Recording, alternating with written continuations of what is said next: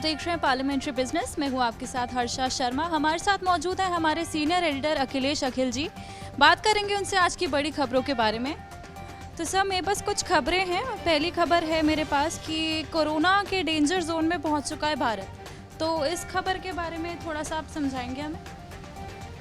दिल्ली क्या लगभग पूरा भारत ही डेंजर जोन में आ चुका है। आज जो है जापान की एक एजेंसी ने बल्कि एक फैक्ट फाइल को भी भेजा है, जिसमें साफ खुलासा किया गया है कि भारत की स्थिति तमाम देशों से बहुत ख़राब हो गई है और आने वाले दिनों में ये समझिए कि भारत में ये संक्रमण और तेज़ी से फैलेगा। तो अगर सरकार इस पर अभी से भी कोई एक्शन नहीं लेती है तो भारत में संक्रमण का आंकड़ा बहुत बढ़ेगा और मौतों की जो संख्या है उसमें काफ़ी इजाफा होने वाला है। और तो दूसरी खबर है, यूपी में शिक्षा घोटाले को लेकर हाय तौबा मची हुई है। तो इसको लेकर क्या कुछ अपडेट है, बताएंगे आप? देखिए, उत्तर प्रदेश की जो कहानी है वो तो बड़ा अजीबोगरीब कहानी है। मैं किसी सरकार के बारे में बात नहीं करना चाहूँगा, लेकिन इस पूरे टेनर में करीब 3 साल के बीच में करीब 2-3 फेज में लंबे दौर में शिक्षकों की नियुक्ति की गई। सब में बड़े स्तर पर अनियमितता बरती गई है और उसमें तो विपक्ष वाले ये भी आरोप लगाते हैं कि इसमें घोटाला हुआ है, पेपर लीक किया गया।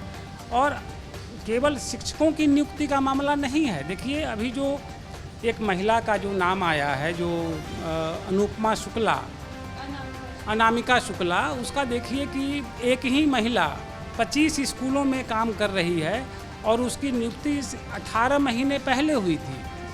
और दूसरी महिला का भी एक नाम आया है। तो हमको लगता है कि शिक्षा को लेकर प्रदेश में जो राजनीति चल रही है वो कंप्लीट एक भ्रष्टाचार पर टिकी हुई है। और इस तरह की राजनीति और इस तरह का शिक्षा व्यवस्था अगर देश में है या प्रदेश में है तो उसका अंजाम बहुत बुरा होने वाला है।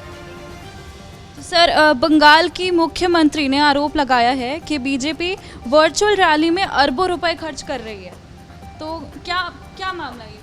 अब इस पर तो आरोप कई तरह के हैं। वर्चुअल रैली को लेकर जो है, एक तो उससे पहले विपक्ष वाले ये भी कह रहे हैं कि वर्चुअल रैली के लिए जो बीजेपी खर्च कर रही है उसका पीएम केयर फंड से पैसा गया है।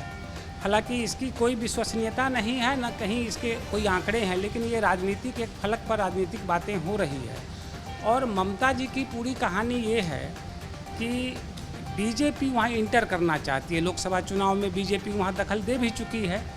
अब विधानसभा चुनाव अगले साल होने हैं और इस पूरे कोरोना के पीरियड में जिस तरह से वर्चुअल रैली करके करोड़ों रुपए, एक रैली पर करोड़ों रुपए खर्च हो रहे हैं, तो ये बड़ा अद्भुत चीज़ है। और इस पर बीजेपी को भी सोचना चाहिए कि कोरोना का इलाज ज़रूरी है कि पहले वर्चुअल रैली या कोई राजनीतिक रैली ज़रूरी है। तो ममता की जो चिंता है इसी को लेकर है और ये सब तो राजनीति में चलता रहता है, आरोप प्रत्यारोप की कहानी जो है। गुजरात और झारखंड राज्यसभा चुनाव में बड़े स्तर पर हॉर्स ट्रेडिंग की संभावना जताई जा रही है। इस बार में जी जानती हैं, हॉर्स ट्रेडिंग का सीधा मतलब है नेताओं की खरीद बिक्री से। विधायकों, सांसदों की खरीद बिक्री जो होती है, पैसे लेकर खरीद बिक्री या पार्टी बदलकर जो बदलाव होते हैं उसको हॉर्स ट्रेडिंग कहते हैं। झारखंड तो इस मामले में पूरा बदनाम ही रहा है। 2008 से 8 में, 2010 में, फिर 2014-15 में भी वहाँ पर जो है हॉर्स ट्रेडिंग की तमाम घटनाएं सामने आई। विधायक पैसे लेकर बिक गए और वोट डाले। पार्टी की जिस पार्टी के उम्मीदवार जो विधायक थे उस पार्टी को वोट न देकर दूसरे सौदागरों को वोट दिया जिन्होंने पैसा खर्च किया। अब यही हाल जो है ना गुजरात में भी देखने को मिल रहा है, राजस्थान में भी देखने को मिल रहा है। अब क्या है, कांग्रेस बीजेपी की चिंता है कि उनको राज्यसभा में बहुमत साबित करना है। क्योंकि राज्यसभा में बीजेपी की बहुमत होगी तो कई बिल्स पास होंगे। अब उस राज्यसभा में बहुमत के लिए क्या है, उनकी नज़र टिकी हुई है राज्यसभा की सीटों पर। तो गुजरात है, ये आपको राजस्थान है। अब यहाँ पर क्या है कि कांग्रेस के जो विधायक हैं उन पर उनका जो है उनकी आंखें गड़ी है और कांग्रेस वाले अपने विधायकों को छुपाते चल रहे हैं, भगाते चल रहे हैं। तो ये हॉर्स ट्रेडिंग तो अब चुनाव चूँकि 19 तारीख को है, देखना पड़ेगा कि कहाँ के विधायक कितने टूटते हैं, कितने खरीदे जाते हैं, कितने बिकते हैं। तो ये है उसका है। और गुजरात, राजस्थान, झारखंड हॉर्स ट्रेडिंग का एक बहुत बड़ा सेंटर अभी दिख रहा है ये। तो ये थी आज की तमाम बड़ी खबरें। इसी तरह की खबरों से जुड़े रहने के लिए आप बने रहिए हमारे साथ पार्लियामेंट्री बिजनेस पर।